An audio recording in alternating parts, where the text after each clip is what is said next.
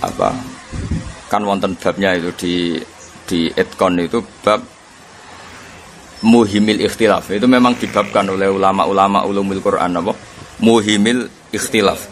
Ayat-ayat yang dohirnya itu saling benturan. Ayat-ayat yang dohirnya itu saling apa? Benturan. Jadi misalnya waqifuhum innahum mas'ulun. Itu ada periode di mana kita ngalami posisi mas'ulun ditanya. Ada posisi di mana kita ngalami periode apa? Mas'ulun ditanya. Nah, terus tapi juga ada periode di mana istilahnya fahum la yatasaalun. Dia tidak ngalami saling tanya.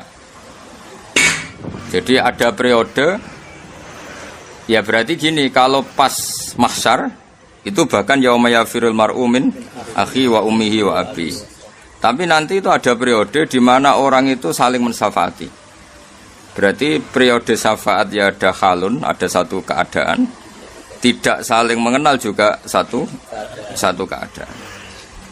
Sehingga nanti terus faktanya ya gitu. Misalnya ada periode di mana yauma yafirul mar'u min akhi wa ummihi wa abi, itu ya satu periode. Tapi nyatanya wasiqal ladzina taqaw rabbahum ilal jannati zumaro. Kalau zumaro artinya kan tidak saling apa?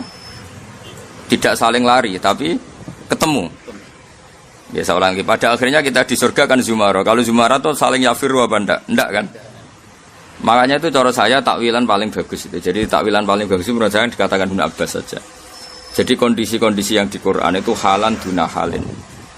Ya bukti paling gampang tadi, ada kondisi di mana yauma yafirul mar'u min akhi, tapi pada akhirnya nanti wasiqal ladzina taqaw rabbahum ilal jannati zumaro. Berarti kan ada bareng-bareng, ya ada kondisi saling lari. Syafaat juga gitu.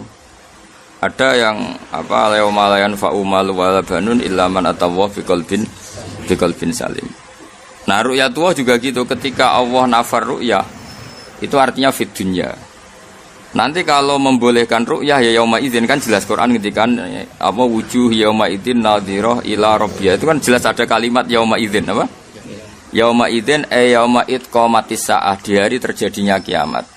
Atau di hari orang mukmin telah masuk surga. Lah itu Allah asbatar ru'yata, Allah menetapkan ada ru'yah. Berarti mafhumnya apa? Ru'yah itu terjadi yauma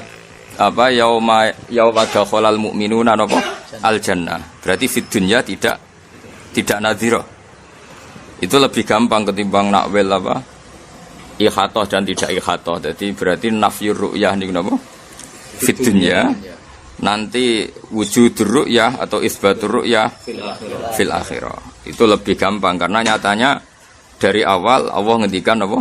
Yauma idzin, bahwa melihatnya itu yauma idzin, di hari terjadinya kiamat atau di hari orang mukmin telah masuk apa? Surga. Niku cara kula lebih gampang. Terus ada beberapa takwilan gini nggih napa? Pokoknya semua ayat sing yuhimul ikhtilaf. Jadi mayuhimul ikhtilafa niku ditakwil halan duna halin. Jadi misalnya gitu seterusnya. Misalnya wal walidatu yurdina auladahunna, ya mesti walidat yang kondisinya normal sehat ya sudah yurdina auladahunna. Tapi ada kondisi di mana walidat itu tidak boleh menyusui. Misalnya dia sakit atau cerai.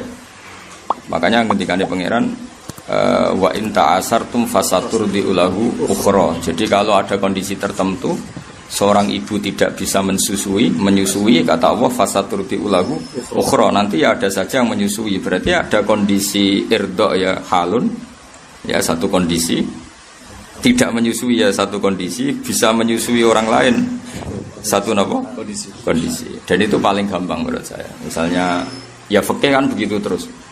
Misalnya orang tidak punya wudhu itu haram megang Quran. Tapi ketika Quran itu jatuh di jalan dan itu sangat potensi terhinakan, maka orang hadas pun wajib mengambil. Nah itu kan otomatis hukum-hukum seperti itu. Berarti hukum la yamassuhu ilal mutahharun satu kondisi, napa? Satu kondisi. Tapi ada kondisi lain yang orang tidak suci pun harus megang Quran. Misalnya Quran jatuh fi mustaqdzarin, di tempat yang tidak baik lah. Nah, itu paling gampang menurut saya. Terus napa? Makanya kata Imam Suyuti wa hadza makhsusun li ru'yatil mu'minina lahu fil akhirah, itu paling gampang apa? Ayat tidak ru'yah itu hanya tertentu fit dunia. Sekali fil akhirat itu ikutnya ayat wujuhi yawma idzin nadhirah ila rabbiha nadhirah. Niku paling gampang. Terus ada yang mentakwil au yukhitu bihi ilman, maksudnya yang dinafikan itu kita ikhatoh, tahu Allah secara detail, itu tentu dinafikan. Meskipun kita di surga pun tidak akan tahu Allah secara detail, karena kita bagaimanapun tetap makhluk dan Allah itu selalu laisa kamitslihi syai'un. Itu juga takwilan. Tapi takwilan itu lebih jelimet kalau gampang yang tadi. Terus qad ja'akum basairu mir rabbikum,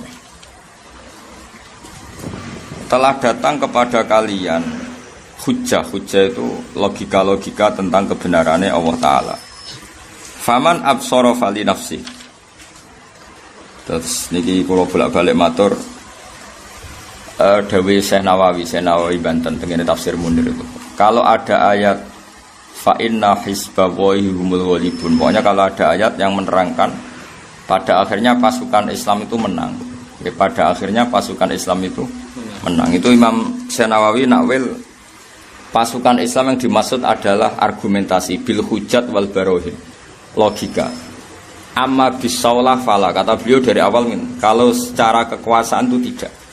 Maksudnya tidak itu tidak harus. Gini ngrungokno, karena ketika Nabi dan orang kafir, saya ulang lagi, Nabi dan orang kafir. Itu kalau perang loh ya, bukan perang. Itu kadang Allah pakai status Muhammad ya Nas, orang kafir juga Nas. Saya ulang lagi ya, ketika Nabi perang secara fisik, itu kadang Allah pakai status Muhammad ya An-Nas, orang kafir juga An-Nas. Sehingga bisa saja karena ini sama-sama An-Nas, itu Nabi kalah. Seperti yang dialami beliau di perang Uhud. Dan itu istilahnya pangeran resmi, watil kal ayyam nudawiluha bainan nas. Kalau sama-sama An-Nas ini potensinya mudawalah. Mudawalah itu ya bisa menang, bisa kalah. Tapi kadang-kadang Allah itu pakai status ini hak, Muhammad itu hak, kafir itu batil. Kalau seperti ini pasti Muhammad menang, orang kafir kalah. Karena pertarungannya hak dan batil. Itu memang paling jelimet di ilmu tafsir. Seorang lagi itu paling jelimet di ilmu tafsir. Syekh Nawawi itu ketika di Mekah itu pas Indonesia dijajah Belanda. Bahkan di antara beliau tidak mau pulang ke Indonesia karena Indonesia dijajah Belanda. Begitu juga Syekh Mahfud Termas, Syekh Abdul Manan. Sehingga beliau itu kan yo kepikiran, wong Islam mesti menang, nyatane Indonesia cek kalah, dia ora menangi kemerdekaan. Mboten menangi napa? Sehingga beliau semuanya ulama dulu, apalagi ulama Mesir, itu semuanya dikooptasi Prancis dulu, apa zaman pas ngarang kitab itu dikooptasi apa? Prancis. Itu mesti ngalahkan itu pasukan Allah menang itu bil barohin wal hujat. Dengan logika. Ya dengan apa? Logika. Sehingga kalau bolak-balik anggar matur teng pangeran, kula anggar pas tahajud niku kula manjen luwih siap ketemu pangeran. Donya ku di Barno. Itu misalnya Barno iku senak anak kira-kira potongan soleh, kuliah ning Amerika, ning Australia Barno. Asal raine ra iso soleh. Mbok niru bapake, mbok niru gurune, pokoke raine ku ra iso soleh. Ya istikharah iki ra iso soleh ta ora. Raine wae delok atine, ati ora ketok. Raine kan ketara. Usimahum fi wujuhim minas sujud. Ora ketara, anak mdendur ta ora kan ketara. Nanti asal anak itu duwe nur, saya ulang lagi duwe nur. Iku kok ning ndi wae, iku nur ku menang. Jadi kelebihane nur ngeten, nur ku cahaya. Mbok peteng dedet kaya apa, iku ana uplek iku tetep dadi sinar. Iku kelebihane nur. Dadi ora kudu lampu padang, ora kudu listrik sing wattnya tinggi. Mbok uplek lah iku tetep bersinar. Mbok kunang-kunang lah tetep bersinar. Nggih ngene. Mulane kejegeman gedeng santri goblok kejegeman. Iku tetep barokah ngono wae. Dua kok Papua terus kok NTT ngono tetep. Yang salah wong karo anu uplek kok jejes tongkring kok dolim. Jadi kula nu kadang ngrasa dolim. Termasuk kula nu mahjubno sampean kula ngrasa dolim. Sajane salahmu karo anu uplek kok jejer tongkring.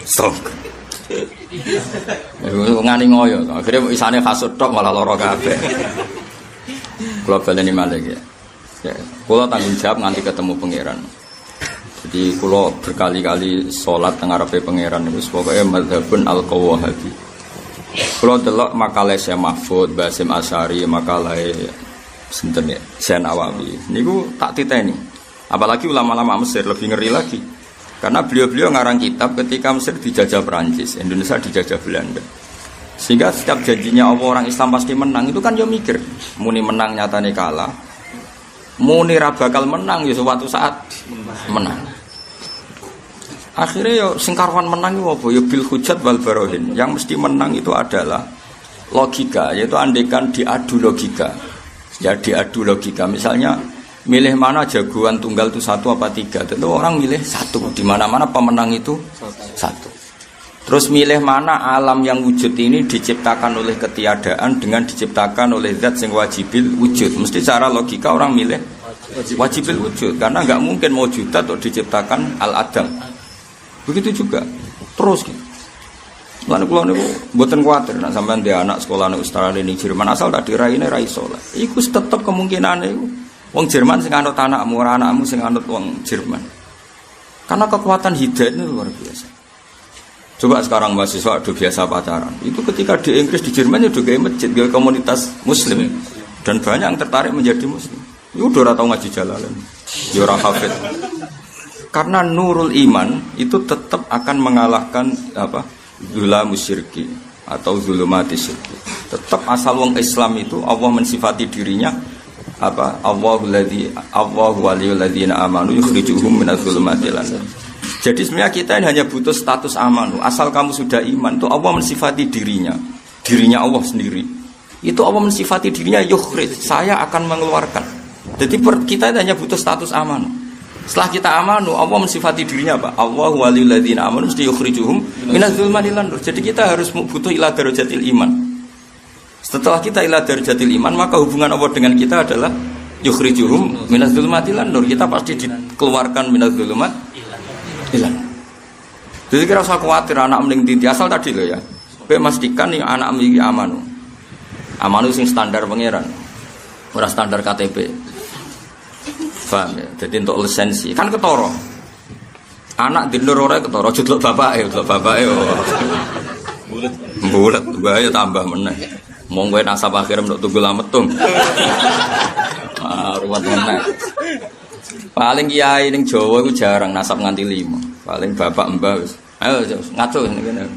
Sing iso nyebut kiai, sing iso nyebut mbae nganti gak maksudnya bapake iku jek rondo Arab jenenge sing mbae buyute. Kira-kira sing wis kiai ketat-ketat sok ekstrem iku. Mbae jek katokan cekak yakin to. Asal wong Jawa lho. Mayoritas maksudku. Kadang cerita aku ya kiai cerita aku, mbahku ya orang sholat terus. Paling sing nasab top kan siji karwan habaib nomor kiai sing turun wali songo. Tapi kan kena dihitung sing ngono.